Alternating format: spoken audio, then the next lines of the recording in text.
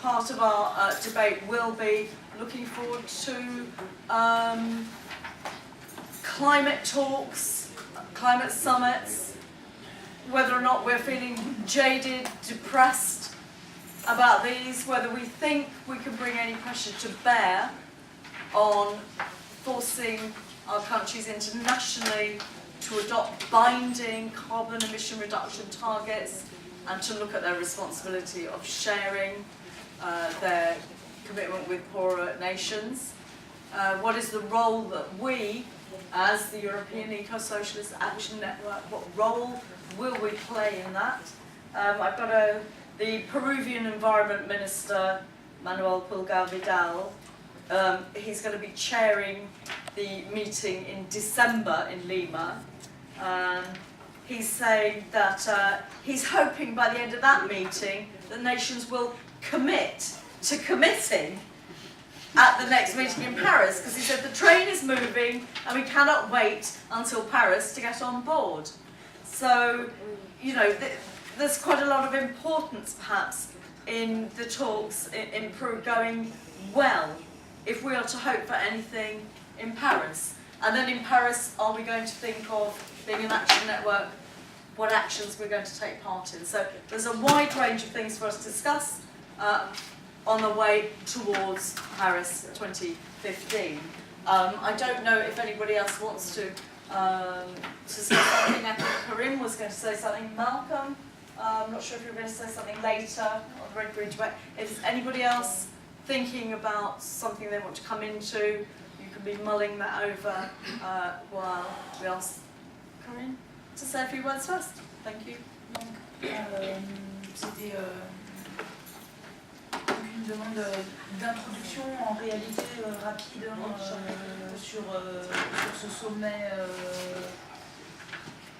Paris 2015 et de voir un peu dans quel contexte politique ce sommet se situe. Donc pour mémoire, vous vous souvenez que, alors contrairement à ce que je dis souvent, et j'ai entendu Romain dire tout à l'heure, il ne s'agit pas de la COP 15, mais de la COP. Alors COP, c'est conférence des parties. Hein. Il ne s'agit pas de la COP 15, mais de la COP 21 en 2015. Et moi-même, je fais souvent cette erreur-là. La COP 19, donc la précédente, a eu lieu à Varsovie, vous vous en souvenez. La prochaine est à Lima, donc au mois de décembre, comme je vous le disais tout à l'heure.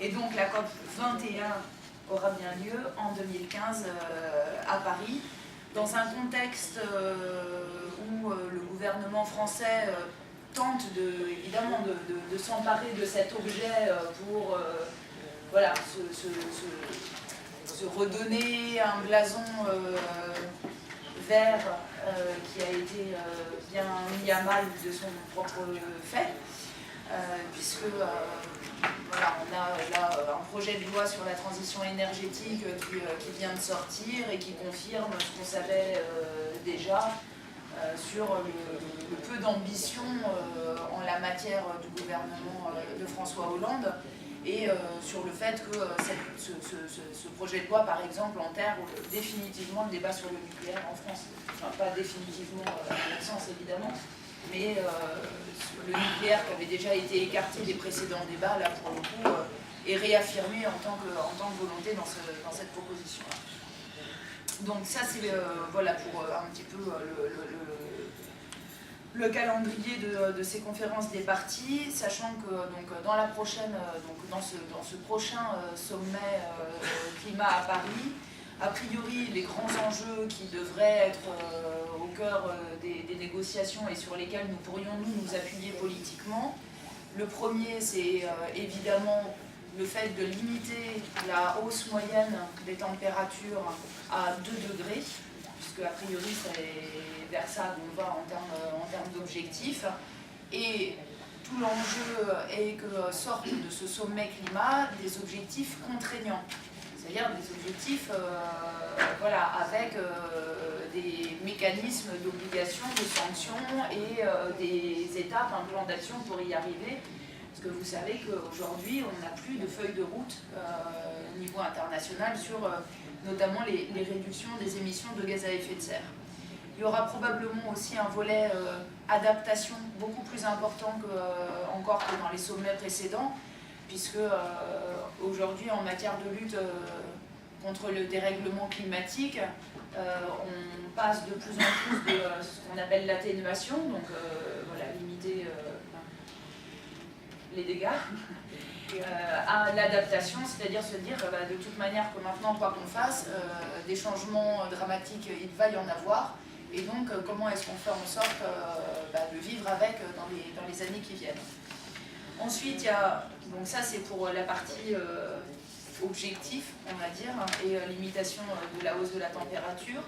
Ensuite, il va vraisemblablement y avoir un débat aussi politique sur justement ce que disait Stéphane tout à l'heure, c'est-à-dire en gros, si je résumais, c'est marché carbone versus changement structurel. C'est un peu dans ces termes-là aujourd'hui que le débat commence à émerger par rapport à ce rendez-vous de Paris. Et puis, une troisième question qui va être une question de finance, c'est-à-dire la question du financement de tout ça, et notamment du financement public, qui va évidemment qui va être l'occasion pour nous de remettre une nouvelle couche de lutte contre les politiques d'austérité. Donc financement public des investissements nécessaires, mais aussi financement du fonds vert, en direction des pays dits du Sud, qui avait été une des rares promesses et un des rares engagements du sommet de Copenhague, qui pour l'instant n'a toujours pas trouvé de débouchés concrets. Donc voilà, j'en suis pour moi, je pense que c'est ces trois éléments-là qui vont être les éléments principaux du débat politique. Je pense que nous avons intérêt, nous, à en rajouter deux autres. D'une part, la question du nucléaire. D'autant que les partisans du nucléaire vont, une fois de plus, prendre appui sur ce sommet climatique pour expliquer à quel point le nucléaire est la réponse au dérèglement climatique en tant qu'énergie propre, sans émissions de gaz à effet de serre, décarbonée, etc. Donc il faut que nous, on ait un discours par rapport à ça. Et la deuxième question, c'est bien entendu la question de l'emploi, et notamment autour de tout ce qui a été fait déjà avec la campagne 1 Million Climate Job, qui voilà, devrait être là aussi un point d'appui par rapport à ça. Dernière chose, et je conclurai là-dessus, c'est une revendication forte des associations et des organisations non gouvernementales, des ONG, c'est que ce sommet soit libéré de tout sponsoring de la part des multinationales.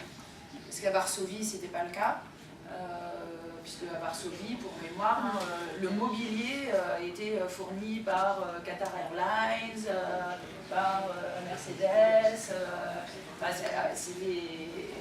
Moi, j'ai vu des photos, je n'y étais pas, mais c'était quand même assez étouffant.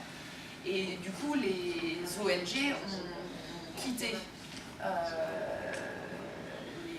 le sommet, notamment sur cette question-là. Donc vraisemblablement, c'est aussi voilà, sur la forme, mais évidemment, ça a un impact sur le fond et sur la présence dans l'enceinte même du sommet de ces multinationales.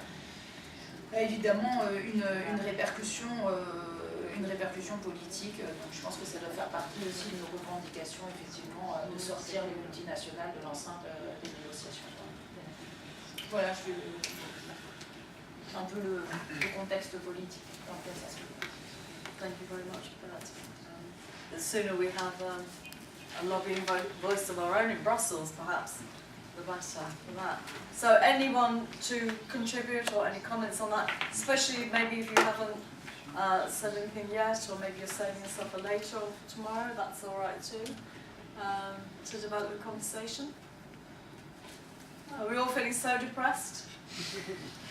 I wanted to add something. I don't know how many of you here are familiar with the new proposal of the Polish government at the EU level to create an energy union to respond to the energy threat of Russia.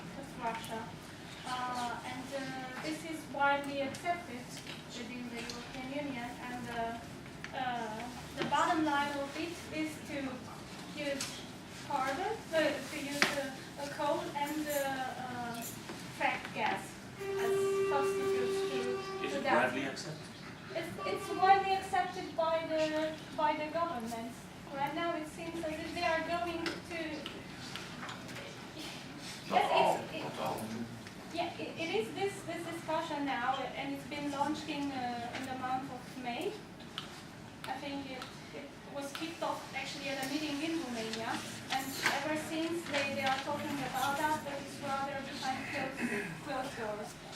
So it's really something we should look into. So just to clarify that, so launched in Romania, but with By the Polish people. So right, so Poland, Romania. Actually there are more countries who are behind it, and of course UK is also behind it because it allows for fracking, and it's actually opening the door to fracking in Europe and also to importing frack gas from the US.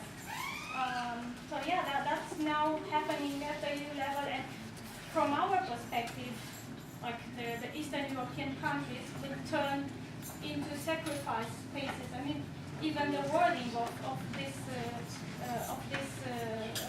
proposal are reminding of some sort of colonies. So Eastern Europe would turn into a colony producing energy for Western Europe.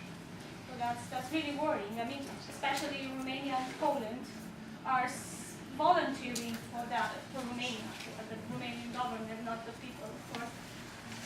So yeah, that's very problematic, and they are always using this solidarity argument in front of the big enemy, Russia. So I think this has to be something of concerning. Yeah, and I would also like to draw the attention. I don't know if it has been discussed here because it's quite new as well. This TISA agreement. Yes, the new one. Yeah. Services. Which is linked to that anyway. Whatsoever. Oui, moi je pense que le sommet de Paris, c'est vraiment un rendez-vous très très important. Non seulement parce qu'on aura des mobilisations, mais parce que déjà ce qui est apparu clairement lors du sommet de Varsovie, Pologne, c'est en fait l'incapacité de l'oligarchie financière, politico-financière à s'attaquer à ce problème, à le résoudre, et ce qui, je veux dire, les objectifs reculent, ils ne savent pas comment s'en sortir, ou comment prendre le problème, comment le résoudre, ils n'ont pas de solution pour échange, et en même temps, la crise écologique, boum, boum, boum, elle est de plus en plus perceptible, tangible, et elle s'amplifie. Donc, ce qui était déjà le cas pour un sommet dans un pays, on va dire, à la périphérie de l'Europe, mais qui n'a pas le poids politique qu'à la France, va aujourd'hui être 10 fois plus visible. Donc je pense quand même que de ce point de vue-là, on a une situation qui nous permet de peut-être avoir un rendez-vous avec l'histoire, pour parler dans ces termes chargés. Parce que c'est quand même pendant les élections, les citoyens suivent un peu plus la politique.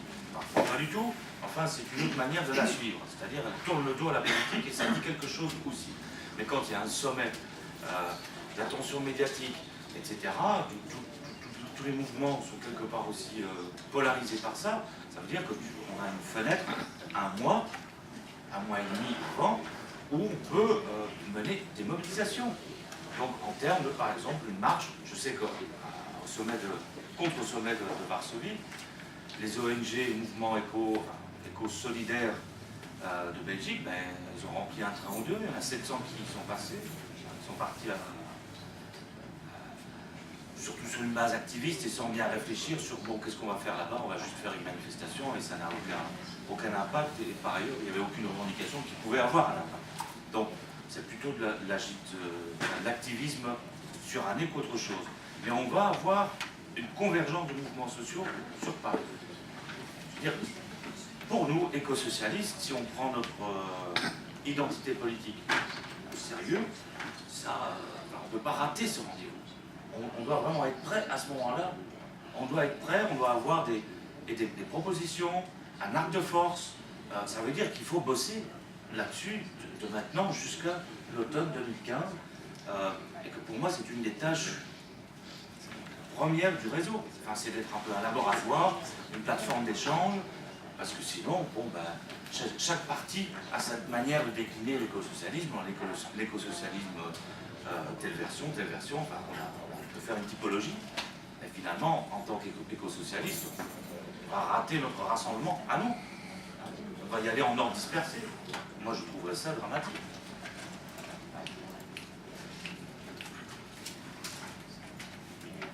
Translation arriving. Thank you very much, and thank you very much. I agreed with you, but I'm not sure I agreed with you. I hope so. So, can I have a debate? Yeah, so it looks like we can and must use Paris 2015 as something we can aim for, something that we focus all our work towards. So mobilising more of our communities, empowering them with more information, getting more discussion there with them so that they have alternative ideas to what we have now, to the way society is run now, to their understanding of climate change and the role they can play, the responsibility they can take, who's neglecting them, who's sitting in their powerhouses of government. Anybody else want to come in with ideas or? Thank you. The campaign against climate change in Britain had its AGM 4 weeks ago, and the central item was mobilisation for Paris and the Paris COP. They presented it, I mean, maybe for me slightly apocalyptically, but they presented it as the last chance for an international agreement for things get beyond control. Is the way they presented it. And they have, the campaign in Britain has really been a kind of semi-international campaign, because it's coordinated action around a number of the COPs over a number of years. So it has an international influence, and it's calling for some serious action in Paris around the COP, and also for some serious solidarity action in other countries to coordinate with it. Now, whether they're being over-ambitious, I don't know, but this is very much the tone of it. That this is not just another COP. It's just not. It's just not just another COP. You know, Copenhagen.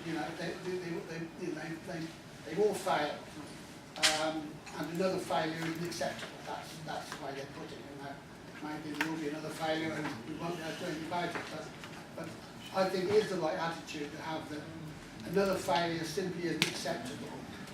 And there has to be a really serious effort for a big mobilisation around this, to mobilise within the unions and try to get some supporting trade union action around it, particularly if it appears obvious that it's going to fail in advance.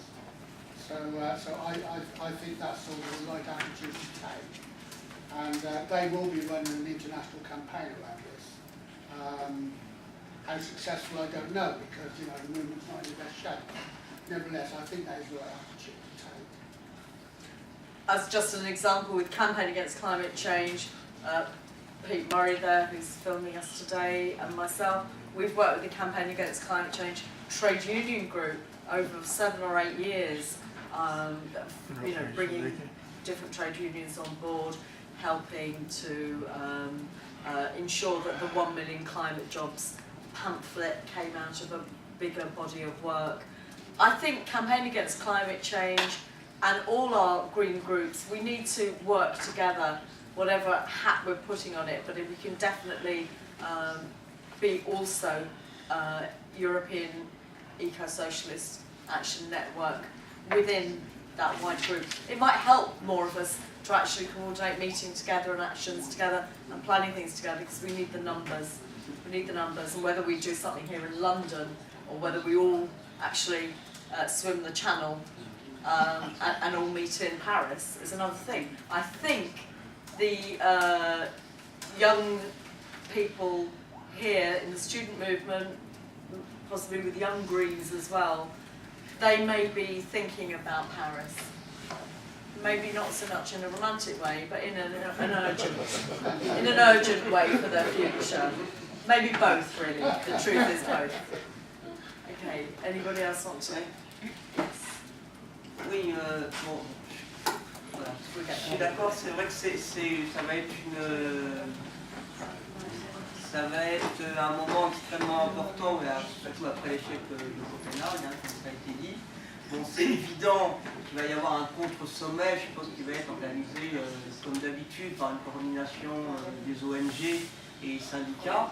Mais je crois que bon, c'est important que nous, en tant que réseau éco-socialiste, on ait une présence. Donc, il veut dire d'ailleurs qu'il va falloir qu'au niveau français, on se préoccupe très très vite des possibilités. Oui, non, mais si on veut avoir des initiatives spécifiques, notamment en termes de débat, animés par notre réseau, on s'en préoccupe très vite, parce qu'il va y avoir des conditions matérielles à prévoir. C'est tout simplement tout bête, mais on sait que quand il y a des contre-sommets, c'est pas toujours évident en tant que réseau politique de pouvoir s'inscrire dans les débats existants, parce que des fois il y a des tentations des associations et des ONG de refuser la prise de parole des partis politiques. C'est pour ça qu'on a intérêt à la fois, on est de toute façon dans la préparation de ce contre-sommet, mais il faut qu'on soit aussi capable, nous, en tant que réseau, d'avoir une initiative des débats qui puisse avoir lieu, quel que soit le contre-sommet, pour ne pas se retrouver, comme ça nous arrive en tous les cas en France, c'est très courant, rejeté par les associations et les ONG. Donc ça. Et le deuxième aspect, donc, en tant que réseau, donc, évidemment, du coup, ce sera des débats au niveau européen, mais la question, effectivement, d'ouvrir vers des participations, notamment des participations d'Amérique latine. Tout à l'heure, on avait un petit échange, je ne sais pas si vous vous rappelez, la dernière fois, après Copenhague, il devait y avoir, il y a eu un sommet des peuples à Cochabamba, en Bolivie, bon, un peu réduit à cause d'un fameux volcan dont j'ai oublié le nom, qui a posé des problèmes de circulation dans tous les cas. Mais je crois que c'est peut-être ça aussi qu'il faut qu'on reprenne, c'est-à-dire la dernière fois, c'est la Bolivie qui avait invité les peuples à venir. Peut-être que nous, à l'occasion du contre-sommet de Paris, il faut justement qu'on invite, que ce soit l'Équateur, la Bolivie. Bon, le Venezuela, c'est un peu plus compliqué, mais en tous les cas, au moins l'Équateur, la Bolivie, sur les débats autour du réchauffement climatique. Je pense que de toute façon, comme traditionnellement dans le contre-sommet, ils inviteront des représentants d'ONG des pays du Sud. Mais là, au moins, avec les camarades équatoriens et boliviens, on peut avoir un débat politique en tant que tel sur l'écosocialisme. Donc, je pense que... Mais peut-être que ce qu'il faudrait, c'est peut-être avoir un groupe de travail au sein du réseau qui commence à réfléchir et à préparer.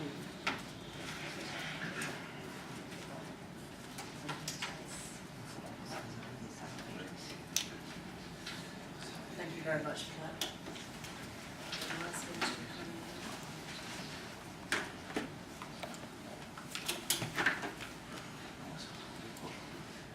What do we want to do with the points raised from this? We'll put this in a short report with the suggestions that have come up from today.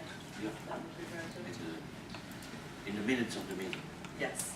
Yeah. And maybe we prepare that for tomorrow afternoon, so we Yeah. check collectively what would are the important points we agreed upon.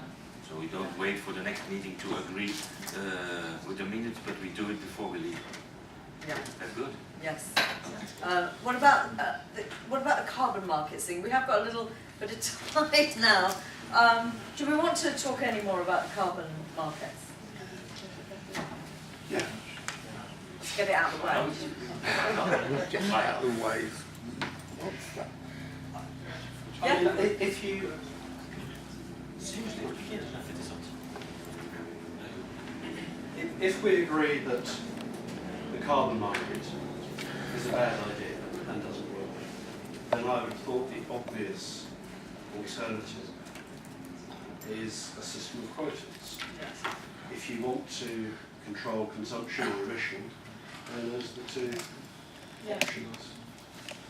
I'm happy with that. Thank you. I think I'm a convert to James Hanson's proposals on an exit strategy from carbon. I don't know if people are familiar with this, but he argues it in his, I don't know his latest book, but it is in his book 2 years ago, entitled The Storms of My Grandchildren. It's the final conclusion of the book. What's the title? The storms. Storms of My Grandchildren. It's the final conclusions of the book. And what he argues is that if we're to reduce carbon emissions sufficiently in the time scale available to miss the tipping points that are coming up, there has to be a very radical solution that would win popular support and could be introduced in a short period of time. And what he argues is a very radical tax on carbon emissions, which will be levied on carbon at the point of production, whether it's at the pit head or at the gas pipe or whatever, that the money collected from it would be distributed equally to the whole population on an individual basis, directed to their bank accounts, whether this was globally or the geographical area is a matter for discussion. And this would and there would be an incentive for people to spend that money on less carbon, low carbon products, which means that as well as taxing the carbon, I can't remember every detail of the proposal, but as well as taxing the carbon, it makes a transfer of wealth to the poor to the rich, from the poor to the rich. That 60% of the population would be better off, and only a small proportion of the population will be very substantially worse off, the top earning half of the population. And that this would have popular support and would be effective and would bring carbon emissions down. I think it's a convincing argument because we can say that yes, we all want a very radical change in society, but that doesn't appear to be about to happen on a global scale. So something has to be done even within the current system that exists. And his proposal is the best I've seen. I think I'm more or less convinced. That sounds like something that perhaps we could all read.